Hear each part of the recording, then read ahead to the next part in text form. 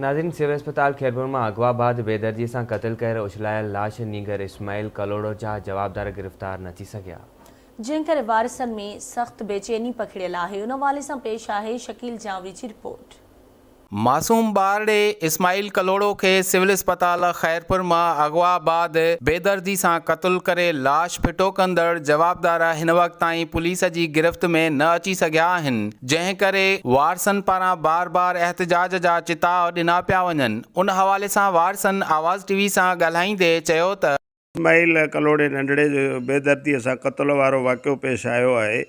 इन में मजमूई तौर ते असांजे सॼी जेका सोसाइटी आहे, जेको समाज आहे, उन जे मुंहं ते हिकिड़े क़िस्म जी चमाट ऐं वॾो दर्दमंद ऐं बेरहम क़िस्म जो वाक़ियो पेश आयो आहे। उन जे वारसनि में कलोड़ा बिरादरी में ऐं जेके बि इंसान ज़ात सां दोस्ती कंदड़ माण्हू उन्हनि सभिनी जो जेको आहे उहो यहाँ डरी पियो आहे। पुलिस ऐं ॿिया जेके इदारा आहिनि उहे पंहिंजो भरपूर नमूने सां सलाहियतुनि खे ऐं टेक्निकल बुनियादनि ते जेको आहे हिन जी इंक्वायरी करे हक़ीक़तूं साम्हूं आणनि। वाक़े जी मज़म्मत कयूं था, तालबो कयूं था त जुडिशियल इंक्वायरी कई वञे ऐं वारसनि सां इंसाफ़ कयो वञे। 5 ॾींहंनि खां पोइ उन जो बेदर्दीअ सां क़त्ल थियल लाश मिलियो, जो उन में अंदरां वसला सामान गुर्दा या दिल या ॿियो सामान उन मां निकितल हुयो। बेदर्दीअ सां इंतिहाई दहशत सां क़त्ल थियल लाश मासूम ॿार जो मिलियो ऐं उन वक़्तु इंतिज़ामिया ज़िलाई SSP साहब आया।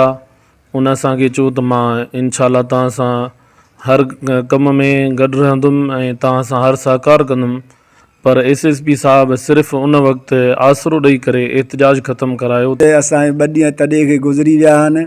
हिन महिल ताईं कोई बि सियासी या को वॾो माण्हू असां ॾे न आयो आहे कंहिं बि क़िस्म जी हमदर्दी या पुछा करणु।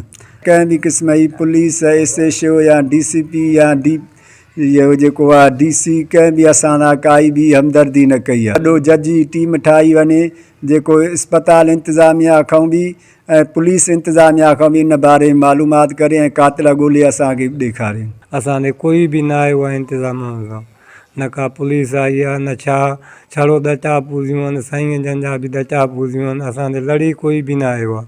कमली शाह जा नफ़ीसा जा छड़ो चवनि था असांखे, बाक़ी लड़ी कोई बि न आयो आहे। वारसनि जो मुतालबो आहे त मामले जे हक़ीक़तुनि खे साम्हूं आणण जे लाइ जुडिशियल इंक्वायरी कई वञे, उन सां गॾु फौरी तौर ते जवाबदार गिरफ़्तार कया वञनि। कैमरामैन ज़ुबैर सुमरो सां गॾु शकील जावरी, आवाज़ TV, खैरपुर।